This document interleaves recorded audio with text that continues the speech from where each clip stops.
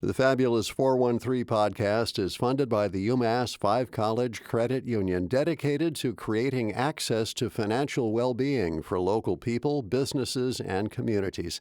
Insured by NCUA, umass5.coop.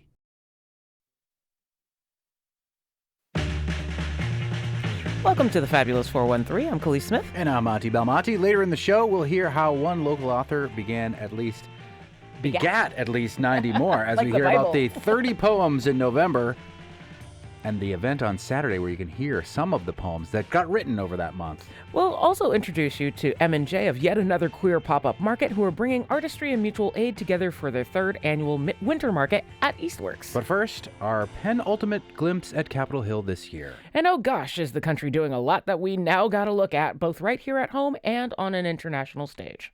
Thanks for making that speech about the march on the House floor again. Oh, yeah, no, I wanted to do it last week, but I didn't have time, so. I know all the marchers that you mentioned and all the organizations that you mention always, they think it's great.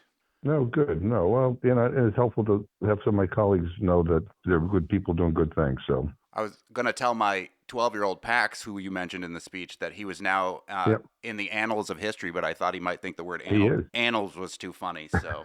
Yeah. Like father, like son, I guess. Time for our weekly check-in with U.S. Congressman from the 2nd Congressional District of Massachusetts, Congressman Jim McGovern, in a segment we like to call McGoverning with McGovern. As I'm sure people will remember, the government was shut down a month or so ago for a month or so, and the reason was health care. The Republicans are allegedly working on something to do with a fix for health care and health care costs. At least 10 House Republicans yesterday signed a bipartisan discharge petition authored by Representatives Brian Fitzpatrick and Jared Golden that would extend the enhanced tax credit for 2 years while imposing new eligibility requirements. There was also a discharge petition that would potentially extend subsidies for a year with some new guardrails. Both efforts are challenges to House leaders, according to Politico, who appear determined to let the subsidies lapse. Where do you stand on these measures, and which one do you think will win the day? There's another one that's actually moving as well that I'm helping to usher through, which hopefully we'll get a vote on by the first week we come back in January, which would extend it for a couple of years, and it gives us time to, either change the shape and the focus of the House of Representatives, because we'll have gone through a midterm election, or it gives the Republicans more time to work on, a longer term fix. But the challenge has been getting a vote on the House floor. The Speaker and the Republican leaders have blocked everything. So, I've introduced a number of kind of procedural measures that would allow us to move some of these proposals. You can't just bring it up the next day. It takes some time. And I think if we can have a vote and an extension of the ACA tax credits, that all Democrats will vote for it and enough Republicans will vote for it that we can actually pass it. And that will increase pressure on the Senate to do the same. And again, I have a hard time believing, even though Trump has been saying he doesn't want to do this, that he would veto it. I get it. He doesn't believe affordability is a real issue, but he's the minority in this country. Most people are concerned that prices are going up, and healthcare prices in particular. And without this tax credit extension, people are going to lose their healthcare. They won't be able to afford it. Well, amidst the rising inflation and rising costs, the Fed cut interest rates again yesterday. The New York Times saying the Federal Reserve lowered interest rates by 0.25 percentage point, a highly contentious decision that suggests a divided committee may be reluctant to lower borrowing costs much further unless the labor market weakens sharply. Is this the solution to lowering prices for folks working with the Fed, cutting interest rates? Well, obviously, lower interest rates are beneficial to consumers, but you have to do this carefully so it doesn't trigger other things. But really what needs to happen is he needs to end his tariff policy, which is increasing prices on everything, including food. And he's doubling down on that. He announced the other day that he's going to provide a $12 billion bailout to farmers in this country. First of all, that doesn't do it. And it's really kind of insulting, because they provided $40 billion to this right-wing crazy man in Argentina. But, for our farmers, it's a fraction of what they need. And the tariffs are responsible for kind of the downturn in our farm economy. So he needs to get off the tariff stuff. Consumers are paying for his tariffs. These other countries aren't. We are. We're all paying more, increased prices. And so there needs to be a reevaluation of that. And again, I'm waiting for the Supreme Court to make a final determination as to whether or not what he's doing on tariffs is even legal. I mean, under the Constitution, Congress has that role. And so I think what he's doing is illegal, but it's also very damaging to our economy. And the Fed chair yesterday, when interest rates were cut, did acknowledge that tariffs are having an impact on all of this. But you did mention this farmer bailout. It is a $12 billion bailout for struggling farmers. Have you heard from any of our local farmers whether or not they will be able to access this money? And is there interest from local farmers in accessing this money that is essentially a stopgap measure because of how many international countries are no longer purchasing from farmers from the United States? Right. It's not enough. And I'm hearing from a lot of small and medium-sized farms that they don't believe they'll be eligible for it. And again, $12 billion is nowhere near enough to make up for the damage that's being done by these tariffs. Farmers don't want bailouts. They just want to make a living. And the federal government right now under Trump is making their lives more difficult. You know, I was at an event earlier in the week when we were talking to farmers from all over the country, and a number of them have said if things don't change soon, we're getting out of this business because we can't make a living, and these tariffs are killing us. I was at one of the governor's anti-hunger listening sessions earlier this week, and there are some reports of some farmers, even in small farms in New York, that are saying they won't farm because they think the bailout money may be available to them. So rather than just go through all of this work and make more food that may not get purchased, they would rather just take this bailout money. I don't know how true that is, but it does seem from your take on this money that it would be for bigger farms, not for the smaller scale farms we have here in Western Mass.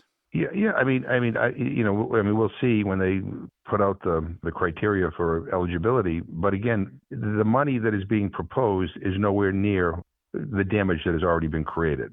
You know, right there and then, you know that some farms are going to be left out. And we have a Secretary of Agriculture, Brooke Rollins, who has embraced this "get big or get out" attitude when it comes to American agriculture. We're watching to get the details, and if our farms are eligible, we're going to do everything we can to make sure they get access to it. But again, what the estimated need is and the damage that has been done is nowhere near what he is proposing. And again, the tariffs continue, so things aren't going to get better for American agriculture until that changes.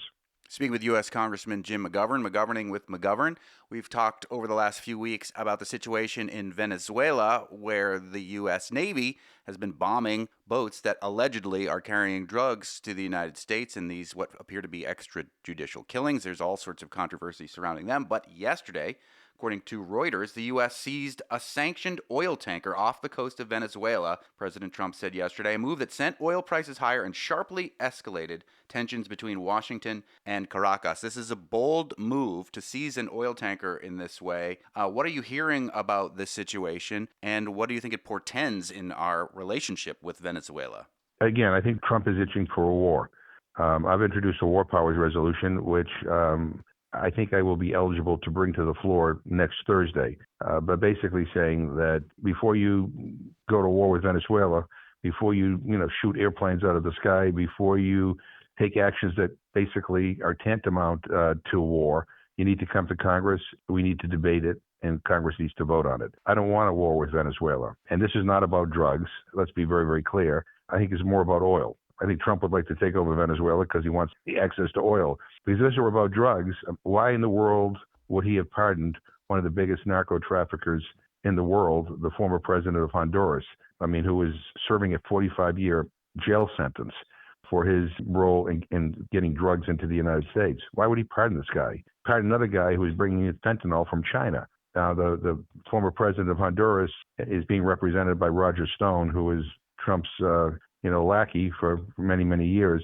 Maybe that has something to do with it. But if you're serious about dealing with the issue of illegal drugs coming to the United States, why are you giving clemency to narco traffickers like that? So it's not about drugs.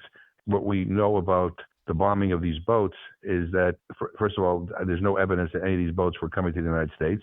We have no hardcore evidence what was on these boats. And then when we're told that there were a couple of survivors waving their hands, asking for help, we bomb them again. And that is tantamount to a war crime. There are rules of war, believe it or not. Mm-hmm. When people, are asking for help, you don't bomb them. Meanwhile, it looks like yesterday there was a bipartisan bill that the House passed to raise troop pay and overhaul the way weapons are purchased. But according to the Associated Press, it also, in the 3,000-page bill, reins in Defense Secretary, or Secretary of War as he likes to call himself, Pete Hegseth's travel budget until the Pentagon can provide Congress with unedited video strikes against the alleged drug boats near Venezuela. How did you vote on that bill, and how does one sift through a 3,000-page bill so frequently to make these kind of small movements to try to rein in what could be, as you mentioned, war crimes? I think you need to do more than just freeze the Secretary of Defense's budget. This was the National Defense Authorization Act. I actually voted against it. The reason why I voted against it is because, one, we're giving this administration $8 billion more than they even asked for. I mean, at a time when we have people who are hungry, when people can't find housing, when healthcare costs are skyrocketing, we're giving the Pentagon, the Department of Defense, which has never passed an audit, $8 billion more than they asked for. They also, in that bill, this was approved by the House and by the Senate, regarding healthcare for service members and their family. There was coverage for IVF treatment for women. And it was in both bills. The Speaker of the House thinks we shouldn't do that, and unilaterally kind of made a decision to remove that coverage for our service members and their families from the bill. Mm-hmm. There are some anti-labor provisions in the bill as well. But again, I'm tired of these debates where we're saying, oh, well, we need to cut money for SNAP, we need to cut money for our veterans, and we need to cut money for this, we need to cut money for that, in agencies that routinely are audited. And then we're giving the Department of Defense $8 billion more than they even asked for, nearly $1 trillion. Nearly $1 trillion. I'm for a tough and effective military, but we need to hold them accountable like we hold every other agency in our government. And I just couldn't vote to give them an additional $8 billion. Speaking with U.S. Congressman Jim McGovern, there is a big Globe story today on Rumayessa Ozturk, the Tufts University student who was picked up off the street and detained by ICE, sent to Louisiana. I know you did visit when she was in ICE detention. Last week at Faneuil Hall, the seat of liberty in this country, there was a naturalization ceremony taking place where ICE showed up and plucked some of those folks who were about to take their oath of citizenship out of line because they were from countries that the Trump administration has deemed problematic. And now, just outside of your district in Springfield, there's a new case of Juan David Wikimbo, who was going to his regularly scheduled check-in. That is part of the legal immigration process as it stands today, and was detained by ICE agents. I know that a bunch of folks from Western Massachusetts accompanied him to this regularly scheduled check-in, but he was then detained. Is there any talk from the other side of the aisle about a more humane way to immigrate to this country when people have been doing these things legally and are getting picked up and are being detained? Is enough at some point for any of your colleagues? Yeah, one would think so, but we're not there yet. Amendments and bills designed to clarify certain aspects of our immigration law, to provide protection for people who are playing by the rules, are being denied consideration on the House floor. And the language coming out of the White House is sickening. A few days ago, Trump was referring to immigrants as garbage. And I feel like we're losing our soul here. I feel like, and it's not just because of the grotesque language of the president, but the silence coming from some of my colleagues here in Congress. That's not who we are. That's not who yesterday was International Human Rights Day. There was a time when we actually believed that human rights mattered and that it ought to be the centerpiece of our foreign policy. Over the years, obviously, we have not always lived up to that, but when we haven't, people have criticized our country for failing in the area of human rights. And now people's human rights are being denied left and right. I mean, we're bombing people asking for help in the ocean off of Venezuela. We're treating immigrants who are coming to this country doing everything legally in an inhumane way. The president is calling them garbage. I mean, there has to be an end to this. I think the only way there's an end is if there are more people raising their voices and condemning this. We need more Republicans, quite frankly, in this chamber to say this is not right, this is wrong, this is terrible, you can't do this. We're not going to be silent when you behave this way. We are a nation of immigrants. So much of what keeps our economy going is migration from other countries around the world. it makes your heart sick to witness what is happening here in the nation's capital. And the language coming out of this administration, it's not only insulting, it's dangerous, and it has to stop. I always end with this question, Congressman. What's giving you hope this week? Well, what's giving me a little hope this week is that we got a few Republicans who seem to be willing to help us try to move the ACA tax credit extension through a procedural maneuver to get around the Speaker. And I think if we get this to the floor, we will get the votes to pass it, and we can maybe help millions of people hold on to their health care. I hope they don't cave, but right now I've got about 6 to 10 Republicans who are willing to sign a discharge petition to force a vote. Again, it may not be until the first week we get back in January, but if we can work together to make sure people don't lose their health insurance or people don't see their bills skyrocket, that's a good thing. So maybe things are changing a little bit. U.S. Congressman from the 2nd Congressional District of Massachusetts, the ranking member of the Rules Committee, joins us every Thursday from McGoverning with McGovern. If you got a question for the Congressman, you can send it our way, thefab413@nepm.org, and I'm happy to ask it. Thank you so much, Congressman. All the best. Later in the show, we'll hear about the carefully crafted wares, artisan vendors, and food that will be at yet another Queer Pop-Up Market's Winter Market in East Hampton this weekend. But first, a community effort that brings aid to an important local organization and helps people get more comfortable writing, as we speak with Lori Millman and Narissa Nields about 30 poems in November and the event this weekend where you can see some of those poems be read aloud on stage. You're listening to the Fabulous 413 on 88.5 NEPM. The Fabulous 413 podcast is funded by Hashi Pottery in 50 Arrow Gallery at Eastworks. Japanese-inspired ceramics and textiles, where every piece is handmade in the Pioneer Valley for home, ritual, or someone dear.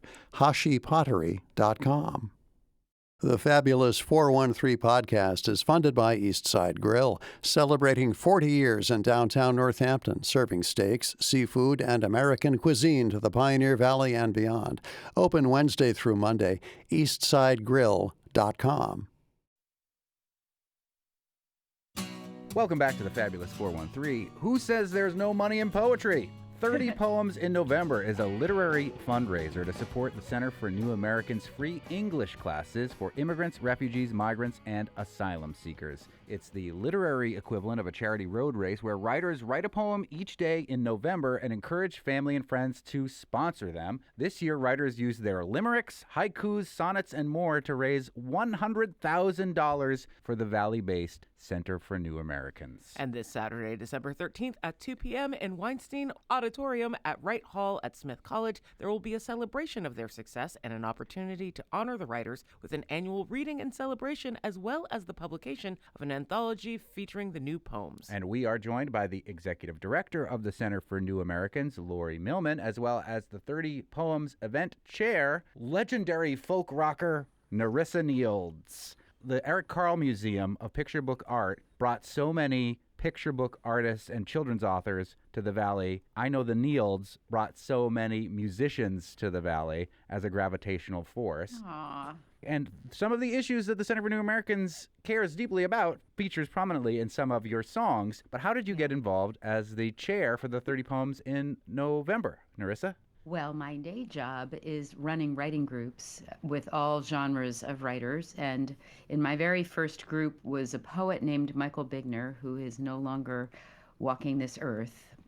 May he rest in peace. And he started doing 30 Poems in November, very close to when it began, and he was so enthusiastic about it, and he convinced me to do it and to go to the reading. I don't even think I was raising money at that point. I was just participating. And at that reading, there were all of the denizens of the literary community of the Pioneer Valley and reading their poetry, and it was so much fun. It was so interesting, and I was hooked. And so the next year, I started participating, and then in 2016, there was a really bad election, you might remember, that happened in early November. So I was writing poems about my fury and grief that misogyny had killed the chances of the first viable woman candidate for president, and published a book about that. I think that's my dog in the background. What's I'm your so dog's sorry. name? We have a brand new puppy. Her name is Professor Cleopatra Plum. Cleo for short. Always ask And what the dog's name is when they make an appearance on the show. she's part Australian Shepherd, part Border Collie, and she really thinks she's a poet and would like to be involved in this interview. Oh, I love that. So much energy. My friends have a cat named William Shakespeare, but I can't, Oh my gosh, they have to meet. I cannot think of a dog pun name for a poet right now. I'm going to work on it. Mary Oliver famously wrote an entire book of poems for her dog. I read a few of them as prompts. Well, that's part of the fun of this, too, because you, Narissa, then give the prompts daily through each of the days of November to everyone who's participating in this? Yes. What it were was some of them? Really fun. I always use a poem, like a beautiful poem, as sort of inspiration and or example of the prompt. In some cases, like one of the earliest poems was Wendell Berry's How to Be a Poet, which is, do you know that poem? Should I read a little of that? Yes. Please. It's a good one. I'm so sorry. Professor Cleopatra Plum. Yeah, she's reciting it. I'm on the radio. The dog understands Sorry. English. Do you want to read it? Oh, me? Yeah, sure. It's good for you. It's good for your soul to read poetry. Oh yeah, Alice. Khalees, and I'm aware. Khalees, I can tell you that there's no money in poetry because my book didn't make any. Oh my gosh, you're a real actual poet. Okay, I'm going to shut up now. Please read this. How to Be a Poet, Wendell Berry. Make a place to sit down. Sit down. Be quiet. You must depend upon affection, reading, knowledge, skill, more of each than you have, inspiration, work, growing older, patience, for patience joins time to eternity. Any readers who like your poems doubt their judgment. I love it. It's so good. I love Wendell Berry as a rule. I mean, he rules. He is just the best. And I love that poem because there is this declarative voice saying, this is what you have to do. But that first stanza ends with, doubt anybody's judgment if they say you're any good, which for a lot of the poets who are participating in this event, who are, being told, try to write a poem every day. A lot of them aren't even poets. A lot of them are novel writers like I was, or a songwriter like I was. I wasn't a poet. And my mother is doing this. She is not a poet. People are doing it just because they believe in Center for New Americans and they want to support and they think it's fun. And I just want to encourage that sense of fun and that sense of wonder and that sense of, it's just so much fun to sit down to get a prompt. And because I participated so many years, I was the beneficiary of getting these wonderful prompts by our former chair, Sarah Sullivan. And every morning it felt like Christmas. I'd be like, oh, I'll try and do that. My brain gets to do that this morning before I have my coffee. And it didn't have to be good, but it was always interesting. It was always fun to just play with words.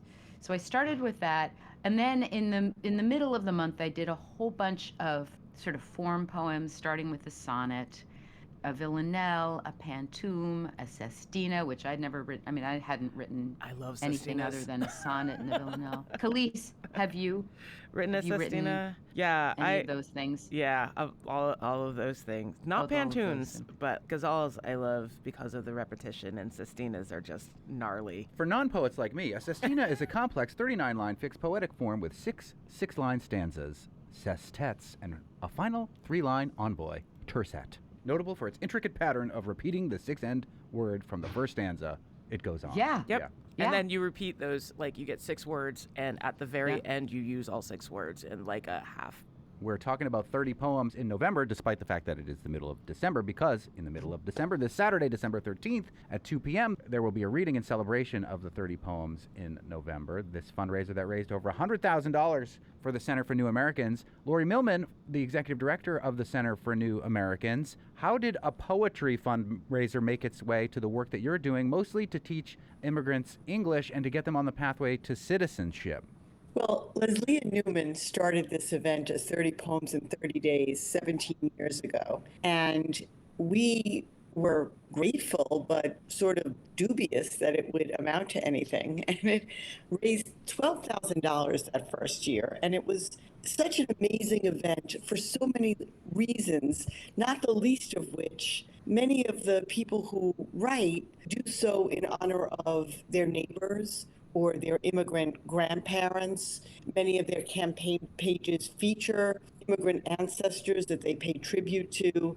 And it not only raises funds that are very important, obviously, when you're offering free classes, but it raises awareness. People tend to talk a lot about what's going on right now. Writing I am from poems, which Narissa gave us as a prompt, is something we often do in classes. And it gives students not only another tool for self-expression, but it also centers their experiences. So there's a poem in our program written by one of our students from Afghanistan who talks about being from a land of the call to prayer and sacred texts, from a land of sharing food at the table and helping others.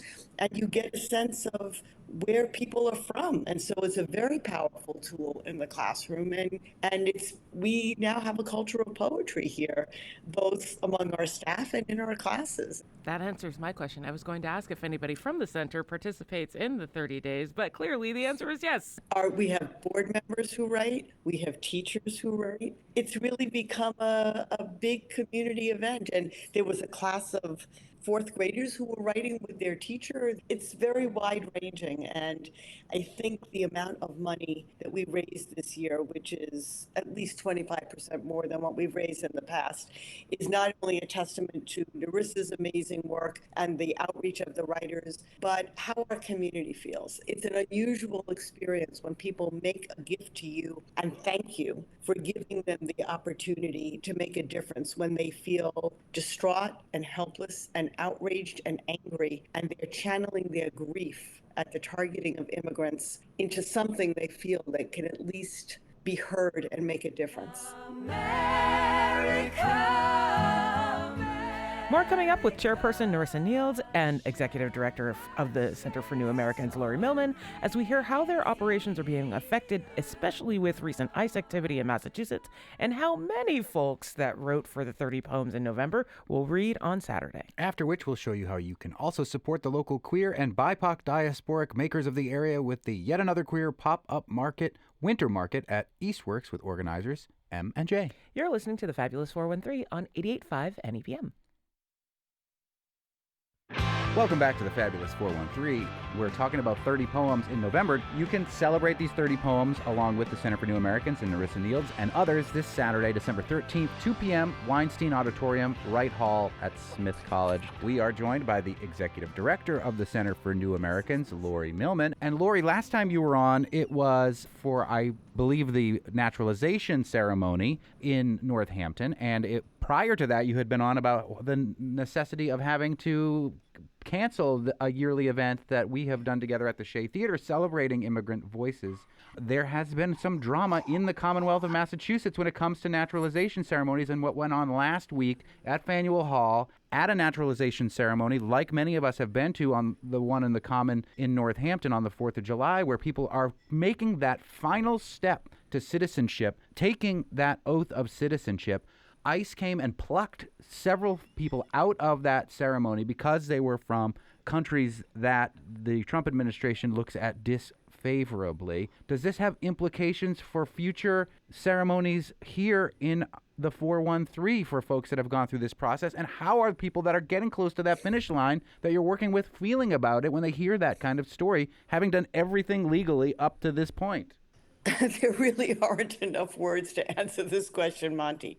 It's so outrageous. I mean, the process of applying for a green card 5 years earlier and then applying for citizenship is so rigorous. It's like the process for vetting Afghans or any other refugees or parolees who are allowed into the country. There are protocols and they've been followed. And this is just upending everything because some countries are deemed less than. I I don't even know how to comment on this in a rational way. All I can tell you is the meeting that I had before this one was a training by attorneys from the MIRA Coalition, bless them, the Massachusetts Immigrant and Refugee Advocacy Coalition, on how to prepare your applicants in this new era, how to anticipate some of these additional questions that they're asking that would make it hard for someone to actually cross the finish line.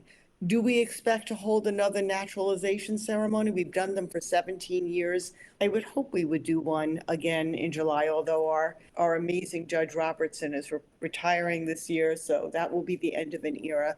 So we will continue to adapt. You know, we apply for asylum, we apply for employment authorization, we help people petition for family members. Our toolkit is being rated, and it is not easy to do this work when all of your best tools are being, like a Jenga game, pulled away from you. But attorneys are bright and resourceful, and we are tacking as best as we can. Is it getting harder? Yes. Are people discouraged? Yes, but they're also resilient. We work with the most resilient constituents in the Commonwealth. So they've closed one door. We're going to look for another one. That's what we do.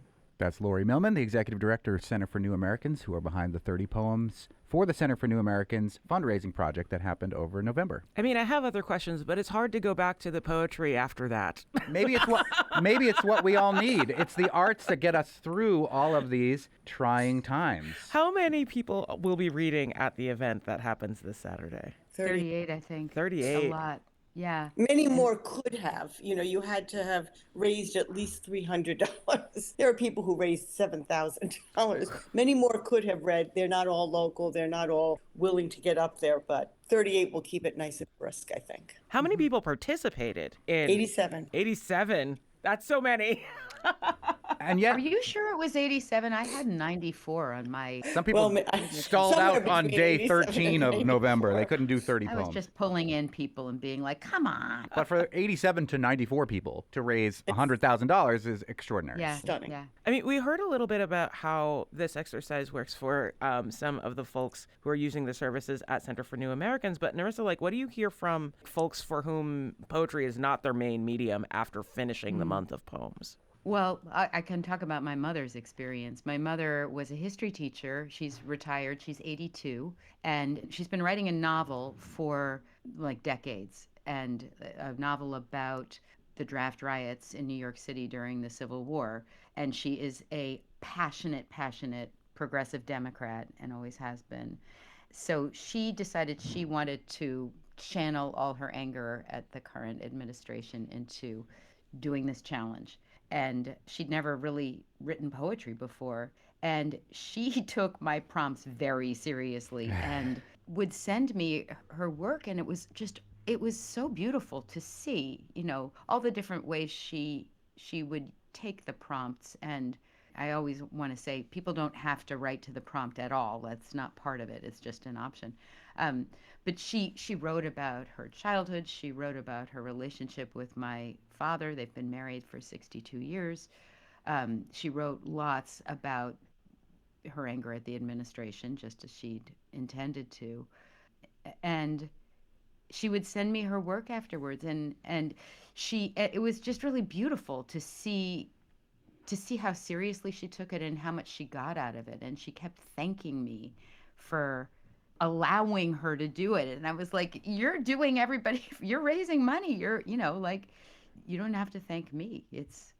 Poetry may be a big money maker, but it's also free to participate in. And everybody should get the chance to write poetry. It's 30 Poems in November. We have been joined by the beneficiary of this 30 Poems in November project, Lori Millman, who is the executive director of the Center for New Americans, who has been doing so much great work over the course of decades in getting our new neighbors on the pathway to citizenship, teaching them English. Full disclosure, my wife has worked for the Center for New Americans at times here and there. And the chair of this year's 30 Poems in November project, writer, musician, extraordinary human being, Narissa Nields, and dog, Professor Cleopatra Plum. She super wanted to be like she's got bars, yo. She might not have bars, but she has barks. I saw Finally, it we in got barks. there. We saw it coming from a mile away. You can celebrate these 30 poems along with the Center for New Americans and Narissa Nields and others this Saturday, December 13th, 2 p.m., Weinstein Auditorium, Wright Hall at Smith College. Thank you both so much for joining us. Thank you for having us. We are made of strong stuff. We were made for this. Now to get yourself something beautiful or quirky or shiny or all three as we talk with yet another queer pop-up market organizers M&J about this weekend's winter market at Eastworks in East Hampton. You're listening to the Fabulous 413 on 88.5 NEPM. The Fabulous 413 podcast is funded by Comfort Bagel, scratch-made artisan sourdough bagels, spreads, and sandwiches for breakfast or lunch on Main Street in Westfield and at their new location in Holyoke at 92 Race Street. ComfortBagel.com. The Fabulous 413 podcast is funded by Northeast Solar in Hatfield, specializing in solar installations, battery storage, and clean energy solutions tailored to the homes and businesses of Western Massachusetts. Northeast-solar.com. Welcome back to the Fabulous 413. Yet another queer pop-up market is a fledgling organization centering 2S LGBTQIA+, BIPOC, and emerging artisans and makers exploring their craft. The organization believes there is always room for more spaces in our community to support the financial success of BIPOC, queer, and trans makers, artists, crafters, creators, entrepreneurs, and more. And this Saturday, December 13th, they'll be hosting the third annual Winter Market in Eastworks, East Hampton, featuring 70-plus artists and creative makers, food vendors, and community partners. They'll fill the first floor with their talents and handmade goods, along with some delicious food and natural treats, just in time for thoughtful gift giving that centers local impact. With us to talk about this weekend's festivities and offerings are organizers M and J. Thank you for joining us. Thank you. Thank you for having us. Oh, our pleasure.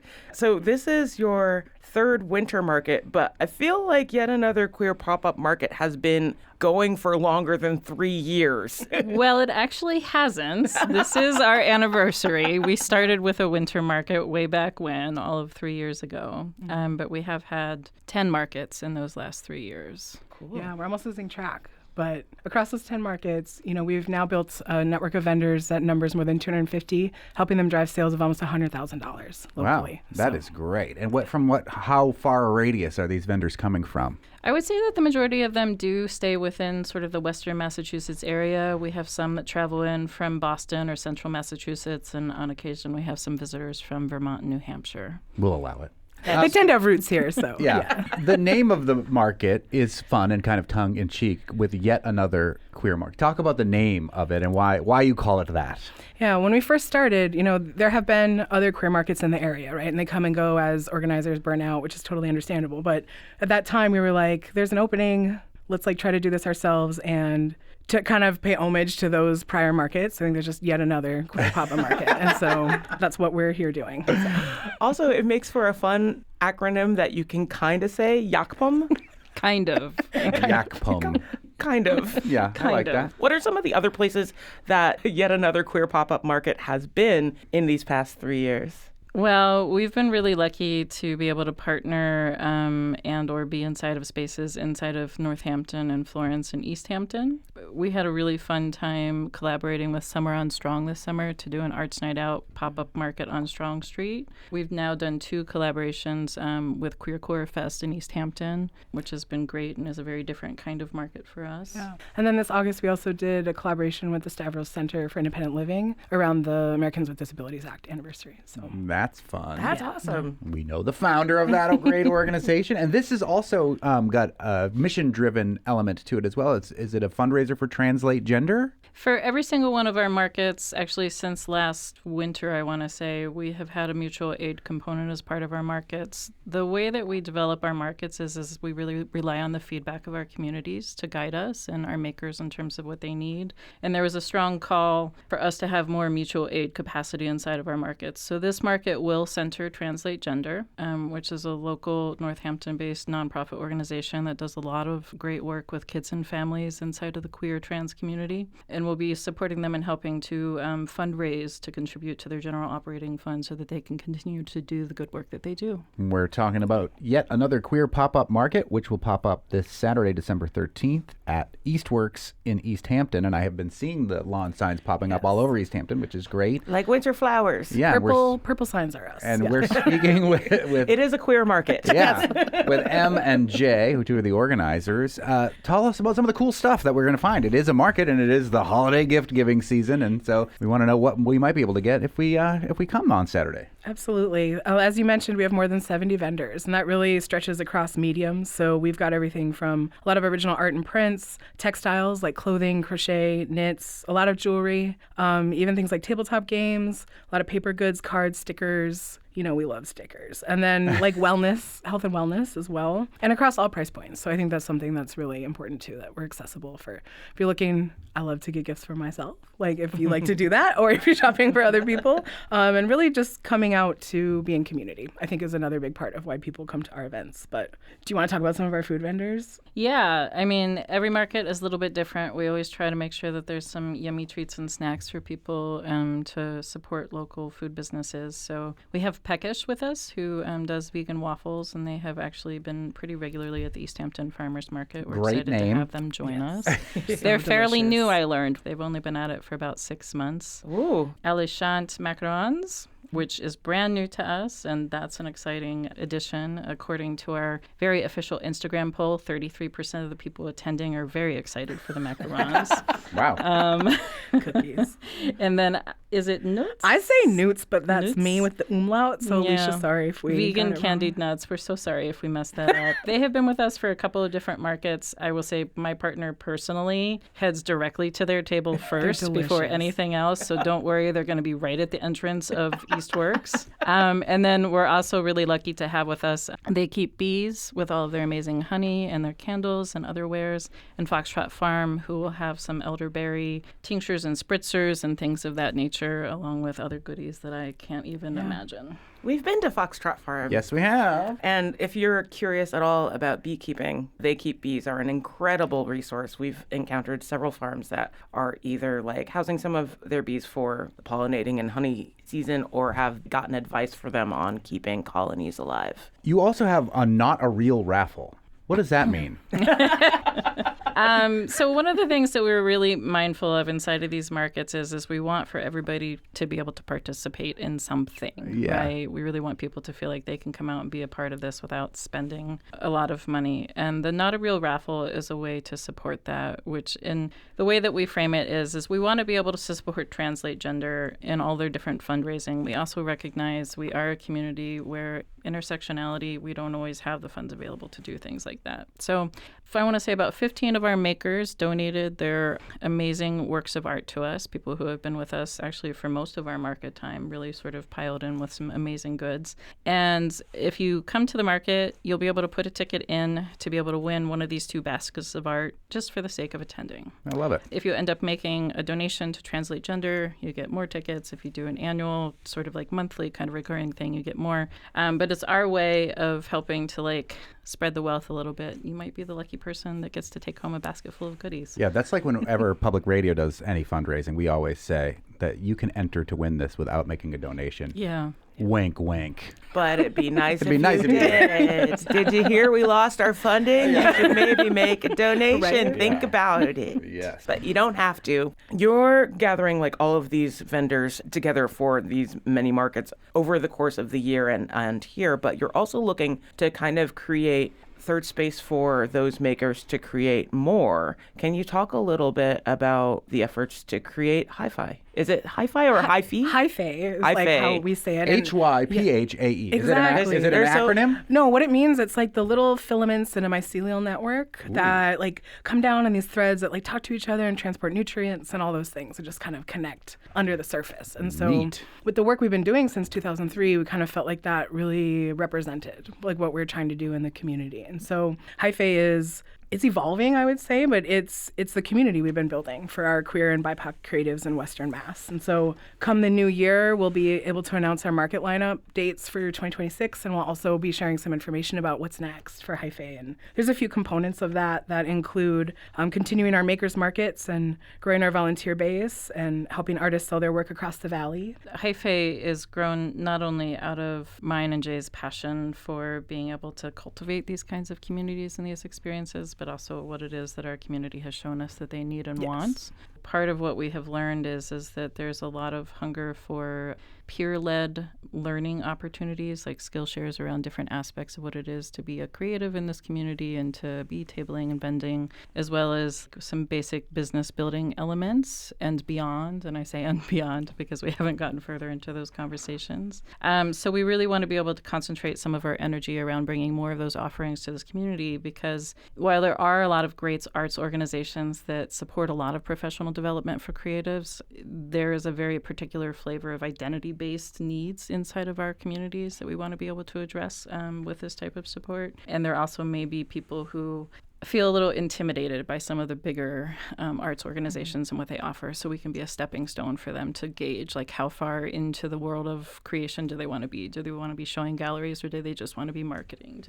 And as we're applying for funding for all of this, we're really looking at this lens of economic security, because at its heart, that's like what these folks are trying to do, right? Is like pursue a living through this like really vulnerable means. And so when we talk about economic security, that also gets at like housing security, food security, access to health and healthcare. And so there's just all these things intertwined that we're curious about how we can partner with other organizations. So Hyphae, is that also a pop-up, or is that going to be a tangible space? Is it going to be a years-long workshop or a workshop space, or is it still in the dream phase? I think we're still dreaming. Originally, we were hoping to just like, let's open a store and do that. But, you know, it's a really tough environment to fundraise, as we've kind of been joking about today. But I think we can think of Hyphae as the umbrella that kind of holds the market program, and we're hoping to do additional visible things under here. I mean, we wouldn't be sad if somebody wanted to fund us opening a retail store. We've got some ideas. Anybody has that check for us, we're happy to accept that. Or that store, that space they're just willing to give you, where you just get to pay the taxes and everything else. Totally. We've got some ideas for that too. Yeah,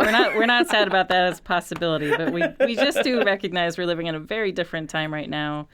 So we're really working towards how do we continue to stay in alignment with what we believe is really valuable for our communities and still hold true to the bigger vision. What do the two of you make? Are you showing at this market? Have you shown at previous markets? Em? We do. I am. Yes. Sometimes it's a little wild to co-manage the market and show. This is where I'll give kudos to my partner who's going to sit at my table for me. At the core of my work, I really look at sort of the intersectionality of identity and the sacred and the natural world. And so I do a lot of illustration-based works, and we'll have prints and cards and stickers. Jay? I dabble a little bit in textiles. So I do like a geode. This is an old one, but like a geode it looks almost tie-dye. like a tie-dye, but with a kind of a more earthy tone. Yeah, maybe what you don't expect. And then block prints really at the intersections of like queer identity and angst, I guess, or like appreciation and joy, like all those kinds of things.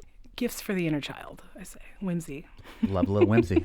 I find pretty much every winter market that happens really delightful, and honestly, like some of the best places to get gifts for your people that are connected to the place that you're from. Yeah. But what are some things that queer-focused markets offer to queer and BIPOC community that standard craft markets or winter markets maybe don't, that people don't realize? I love this question. So one, I would say, I think it's that identity-based art, right? Like you're going to see, not every artist, right? Just because that's their identity doesn't mean that that's what they make art about, but you'll see a lot of beautiful expressions of queer and BIPOC identity. And then also, I think we've got weird stuff, like cool weird stuff. I forgot to mention, like chainmail jewelry, bones. You want some jewelry with bones? You want some cool bone stuff? And also somebody who does crystals. Yeah, crystals and leather workers. I think we have like 4 leather workers this time, so that is new. It's great. And it is yet another queer pop-up market, and it is happening this Saturday, December 13th at Eastworks in East Hampton under the umbrella of Hyphae, which is an exciting third space in a dream state and continuing to build. And important, I think, to mention, masks required. because you're trying to make a space that is open and welcoming to everyone, and things are still out there. Have you gotten pushback for requiring masks at your indoor events at all? No, actually, we've had a lot of gratitude from our communities for having this be a masked space. The one shift we have made in this process is that obviously if somebody has a health problem, that means they cannot mask. We just ask that they COVID test before they come into the market, and we'll have some on hand if people need those. Yeah, we want to do a shout out to the Mask Block 413 and Comics and More in East Hampton, as they donated 800 masks for this market. So we've got you covered. Yeah, Christian's Exchange always like, hey, mask up. Some of us are not safe. Kudos to both of those organizations for really working to try and make sure that everybody's safe. We definitely would not be where we are without our sponsors, and we want to make sure that we mention a few here. So 50 Arrow Gallery, as you already know, we're collaborating with them, and Eastworks, who has been great. Colorful Resilience is one of our highest sponsors, and that is a Afro-Latinx queer mental health practice that really supports the BIPOC and queer community as well as first-generation Americans. Our forever friend, SIP 413, who has been with us since our very first market and has the most amazing coffee. They're in Florence. And then Lucky's Tattoo Studio out of East Hampton. Patrick has been very generous, and they are always very excited to be a part of our markets. It's yet another queer market, and it is this Saturday at Eastworks in East Hampton. We've been joined by two of the founders, M and J. Thank you so much for coming in. Thank you. Thank you. It's a very queer Christmas. The next Fabulous 413 is all awesome women all of the time. Except for me. Yep. I ruin it. Well, we had to have one. You're like our token dude. Happy to be so. Live Music Friday features one of our cultural icons, seeing as we're both Zennials. Is that what we technically are? That's We're what we late are. Gen X, early millennial. Yes. Juliana Hatfield's new album, Lightning Might Strike, comes out on Friday, December 12th. We'll hear music and tales of her career and many other bands and her move to Western Mass, and we'll try really hard to be really cool about it, but I have a feeling that I will do very badly at this. Me too. If you tell 1990s Monty that he's going to hang out for a whole show with Juliana Hatfield. Fall over. She would hide, honestly. Be like, I can't be in the same room with this person. But it's going to happen for Live Music Friday tomorrow, plus a Wine Thunderdome in East Hampton with two other awesome women, Lauren Clark and Miranda Brown of Tip Top Wine Shop, pitting two exciting libations against each other. I'm Khalees Smith. I'm Monty Belmonte. We leave you with Juliana Hatfield. We'll see you tomorrow with The Real Deal.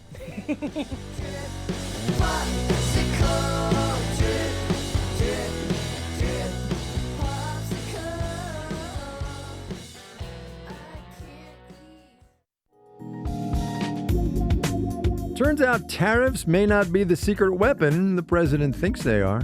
Trump found out that he doesn't have the leverage over China that he does over others. I'm Kai Rizdal, U.S.-China Economic Relations, next time on Marketplace.